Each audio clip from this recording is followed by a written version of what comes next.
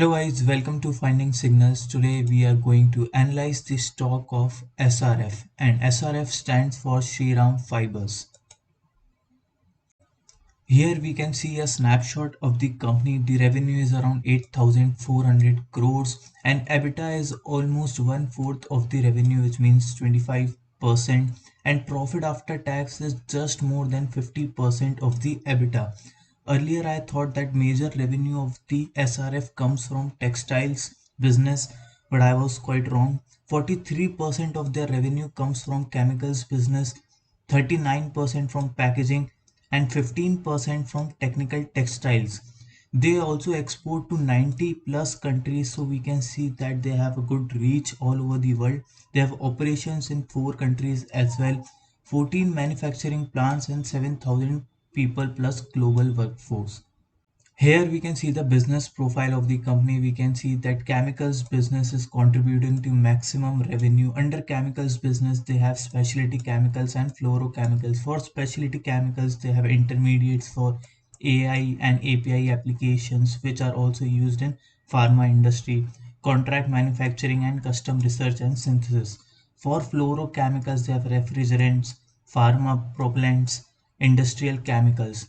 The second most revenue comes from the packaging films, and for that they have flexible packaging films, which are biaxially, or which we also call as BOPET films, and BOPP films.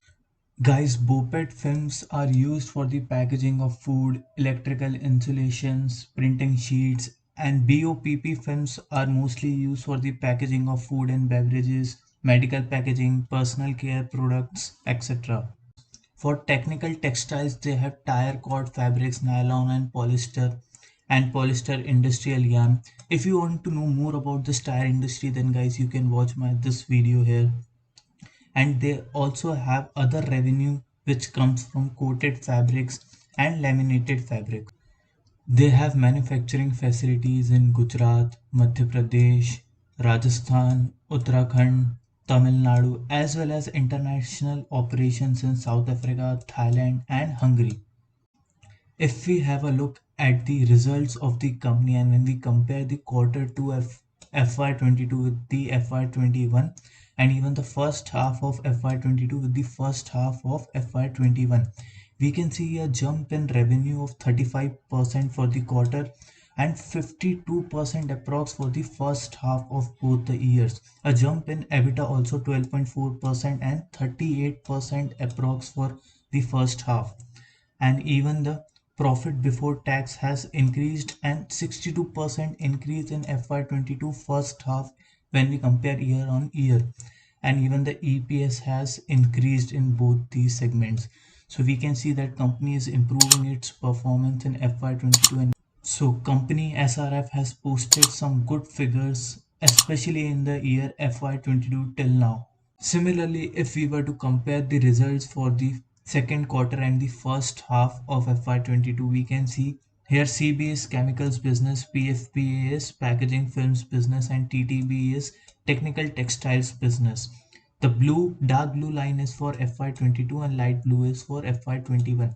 We can see a growth in chemical business, packaging films business, and textile business also in quarter 2 of FY22.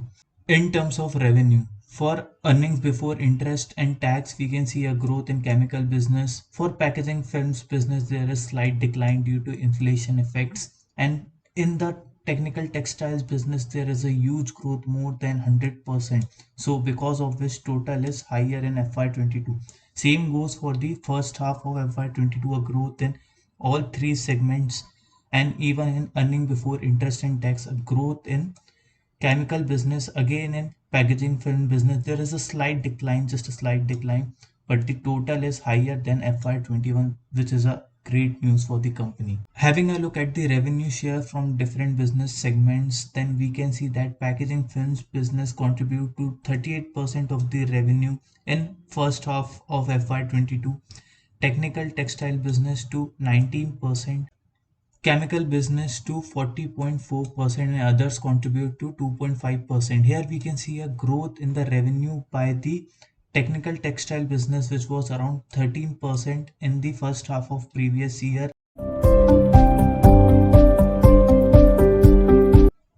Another highlight about their others business that from coated fabrics they have the domestic market leadership instead of the weak demand, and for laminated fabrics also they have the price leadership which gives them a competitive edge over the other companies.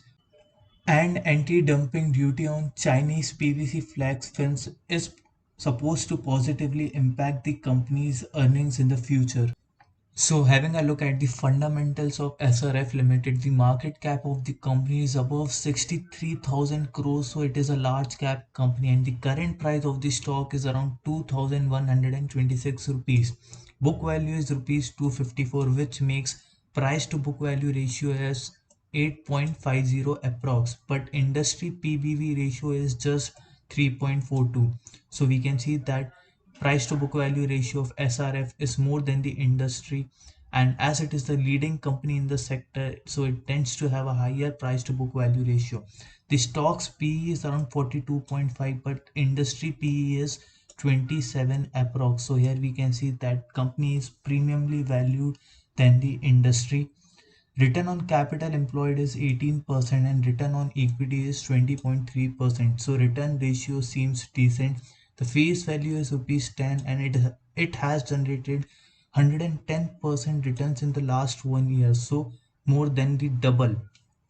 And debt to equity ratio is 0.45, so it has some amount of debt, while dividend yield of the stock is around 0.23%. When we compare SRF with its peers in the chemical sector, we can see that the PE ratio of the company is almost in line with the other companies in the industry. In fact, it is lesser than some of the company, which is positive news. And the market cap is second highest for SRF after Pidilite Industries. Dividend yield is almost similar for every company in the chemical sector, which is quite lower, and a jump in quarterly profit for SRF it is around 21%.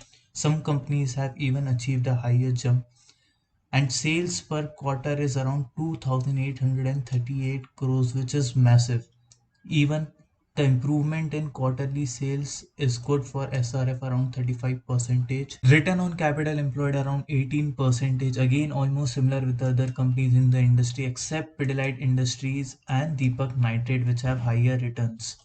Guys, we already saw the revenues and the profit for the last 2 years, but if we have a look at a wider angle, we can see that from 2010, sales have consistently increased for the company. Even the operating profit margins have increased. If we have a look at the interest, then interest has not increased that much, so company's burden on debt has not been that big, and profit before tax is around 2000 crores for the current year. Net profit has also increased, so again these figures show a promising future for the company.